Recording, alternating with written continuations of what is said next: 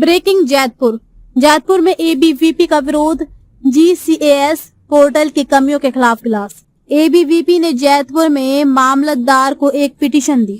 Gujarat common admission जीसीएएस portal में बार बार आ रही कमियों और ठीक से काम न करने के खिलाफ एबीवीपी का विरोध। एबीवीपी का आरोप है कि जीसीएएस पोर्टल के जरिए होने वाले एडमिशन प्रोसेस में कई गड़बड़ियां सामने आई हैं, जिससे लाखों स्टूडेंट्स का भविष्य प्रभावित हो रहा है। पोर्टल में कमियों की वजह से स्टूडेंट्स को प्राइवेट इंस्टीट्यूशंस में एडमिशन लेने के लिए महंगी फीस देनी पड़ रही है। 300 रुपए रजिस्ट्रेशन फीस वसूली जा रही है, इसे रोका जाना चाहिए। प्राइवेट यूनिवर्सिटी को तुरंत जीसीएएस पोर्टल में शामिल करने की मांग की गई। रिपोर्टर समीर खान, बलूच, जैतपुर।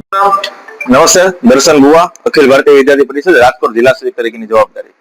આપ સૌને ધ્યાનમાં છે કે છેલ્લા 2 વર્ષથી જીકાસ એડમિશન સિસ્ટમ એક વિદ્યાર્થીઓને એડમિશન માટે મૂકવામાં આવ્યું છે, પરંતુ તેમાં વિદ્યાર્થીઓને એડમિશનને લઈને એમાં બહુ નાની મોટી વિસંગતતાઓ પડે છે। જેને લઈ છેલ્લા 2 વર્ષથી વિદ્યાર્થી પરિષદ દ્વારા માંગો કરવામાં આવે છે સરકારશ્રી પાસે, પરંતુ હજી સંતોષકારક એનો નિવેડો આવેલ નથી। તેથી વિદ્યાર્થી પરિષદ દ્વારા ચાલુ વર્ષે પણ જીકાસ એડમિશન સિસ્ટમ ચાલુ થાય એ પૂર્વે પૂરા પ્રદેશભરની અંદર દરેક જિલ્લા કેન્દ્રોની અંદર ઉગ્ર સ્વરૂપે વિદ્યાર્થી પરિષદ દ્વારા આંદોલન અને વિરોધ પ્રદર્શન કરવામાં આવે છે, જેની 3 માંગો છે।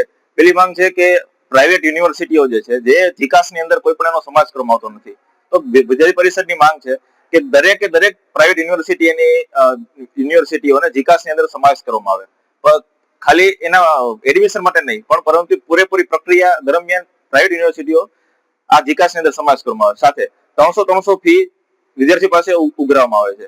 જો કાંઈ 300 રૂપિયા જે ફી છે એ નાબૂદ કરવામાં આવે અથવા તો 300 રૂપિયા ફીમાં ઘટાડો કરવામાં આવે, તો આ માંગ સાથે વિદ્યાર્થી પરિષદ અત્યારે લડત કરી રહી છે પૂરા પ્રદેશભરની અંદર।